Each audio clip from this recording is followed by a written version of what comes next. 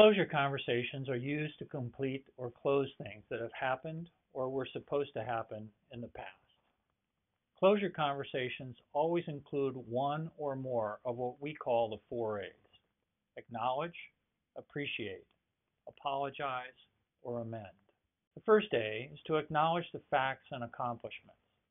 When you acknowledge the facts, it means you admit or point out what happened, both the successes and the failures. Say what has been successfully accomplished, including changes, projects, and assignments. Also admit the failures, such as missed deadlines or project overruns. Acknowledging the facts is not giving opinions, judgments, or assessments about things.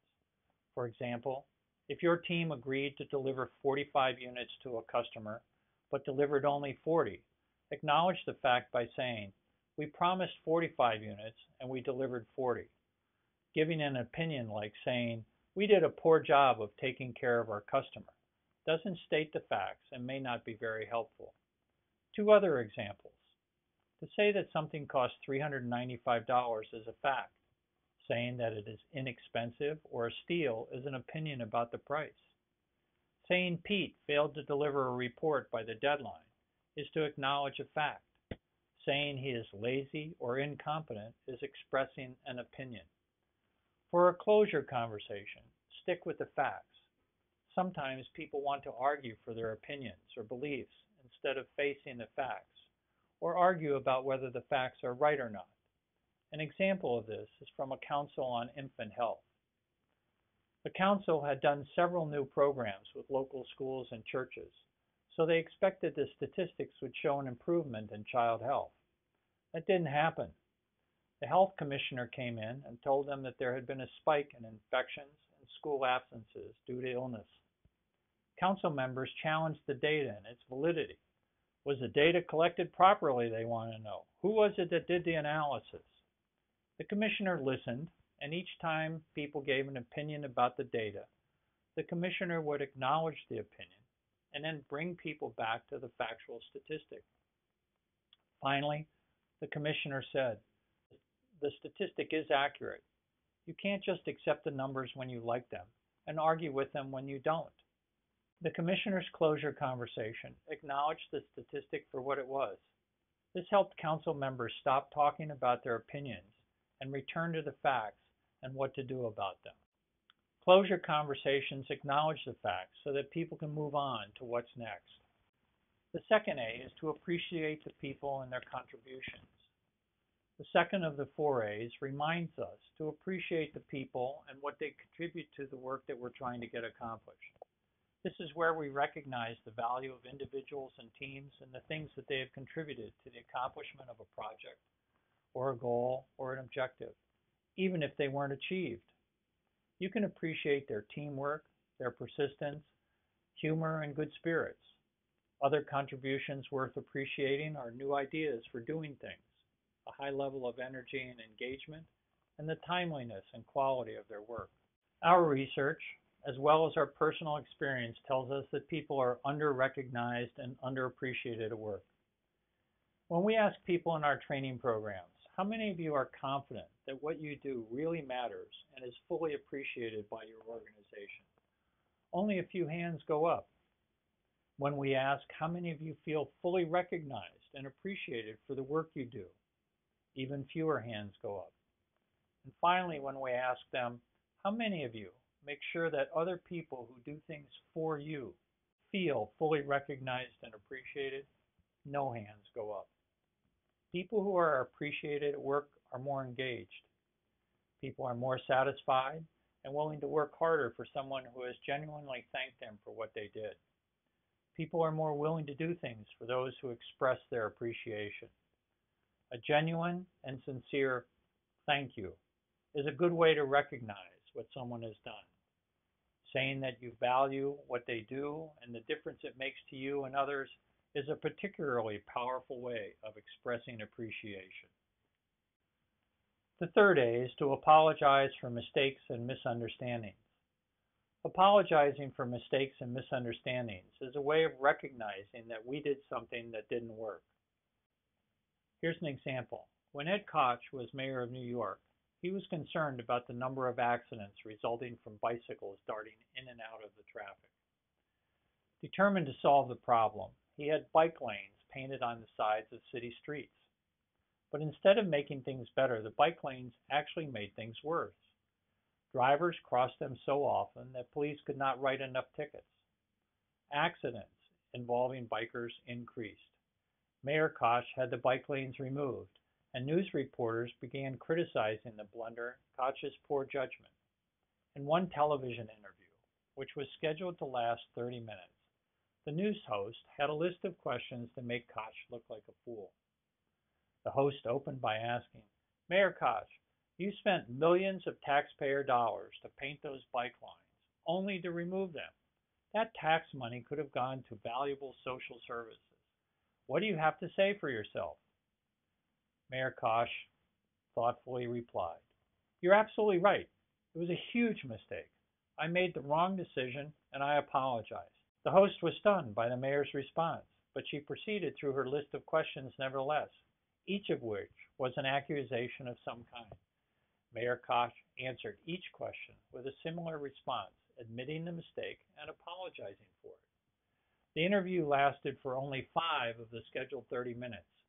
After that, she dropped the topic and it was never raised again. Mayor Koch's success in this interview demonstrates the power of apologizing. By acknowledging what New Yorkers already knew, that the bike lanes were an idea that didn't work, and then apologizing for it, Mayor Koch completely disarmed the issue and brought it to a close. In the process, he restored some of the confidence that New Yorkers had lost in his stewardship of the city. Apologies are effective when they are genuine and sincere because they assure people the same mistake or misunderstanding will not happen again in the future. The fourth A is to amend broken agreements. When promises and agreements are made and not kept, there is a broken agreement that needs to be cleaned up. The broken windows theory in sociology says that if a broken window in a vacant building is not repaired, it sends a signal that either no one is paying attention or nobody cares. Then other windows get broken, graffiti appears on the building, and trash accumulates around it. As the neglect becomes more obvious, crimes such as loitering, panhandling, and drug dealing increase. People living in the area start to feel unsafe, avoiding the area or even moving away. The neighborhood begins to deteriorate. Rudy Giuliani, another former mayor of New York, worked with his chief of police, William Bratton, to put the broken windows theory into action in New York. They provided shelters for the homeless, removed graffiti from subway cars within 24 hours, and repaired broken windows in abandoned buildings. They arrested graffiti artists, panhandlers, and subway turnstile jumpers for little crimes that had been neglected. As a result, there was a 56% reduction in violent crimes and a 65% reduction in property crimes. The broken windows theory applies in our relationships at work as well, when we make agreements with others and don't keep them. And if there's no follow-up by either party, it says that keeping agreements is not very important. Soon, people are unreliable about keeping agreements, and that contributes to the barriers of lateness, poor quality work, and other issues that occur and limit our success in the workplace. Closure conversations make it possible to amend broken agreements and reduce the cost of broken agreements. We amend the broken agreements through the 4 R's. The first step in amending a broken agreement is to recognize that an agreement has in fact been broken. The second step is to report to the other party or parties involved that the agreement has been broken and say specifically what was broken. Did we fail to do what was agreed to? Did we fail to do it by the time it was due? Did we fail to do it the way it was supposed to be done? What specifically was the agreement that was broken? The third step is to repair the costs and consequences, to find out what needs to be done to address the situation resulting from the broken agreement. Do you need to apologize to someone else? Do you need to do additional work to make it right? What will help the other person deal with the impact of the broken agreement? The final step is to recommit. Make a new agreement about keeping agreements and following up on all agreements from here forward. Amending broken agreements is essential to credibility, reliability, and accountability. By amending broken agreements, we increase both our integrity and the confidence people have in us. Here's an example of a closure conversation. Good morning, everyone. I want to acknowledge that we are starting late. We agreed to begin at 9, and it is now 9:10. This is acknowledging the facts. I also want to thank each of you for being here. I know there is a lot going on with all the remodeling, and it would have been easy to use that as an excuse for not attending. Thank you for making it here this morning. This is appreciating the people and their contribution. Finally, I apologize for not getting the agenda to you before yesterday, and for any misunderstanding, confusion, or last-minute work it's being late created for you. I have put in a new reminder system so that it doesn't happen again. This is apologizing for a mistake or misunderstanding and committing to doing things differently in the future. Okay, let's begin. As you can see here, closure conversations do not have to be long. They also don't have to include all 4 of the A's. Some closure conversations may involve only 1 or 2 A's. Closure conversations are a significant factor in reducing barriers to success at work. When we acknowledge work that is done on time, we increase the likelihood of getting on-time work in the future. When we acknowledge what has been accomplished and the contributions people make, it provides people an opportunity to celebrate the accomplishment and to know that what they did counts. We can increase the quality of work we receive from people if we have closure conversations with them in which we acknowledge what worked well and what didn't work well, so that everyone can learn. Difficult and uncooperative people are frequently difficult and uncooperative because something has not been acknowledged. They have not been appreciated for something that they did.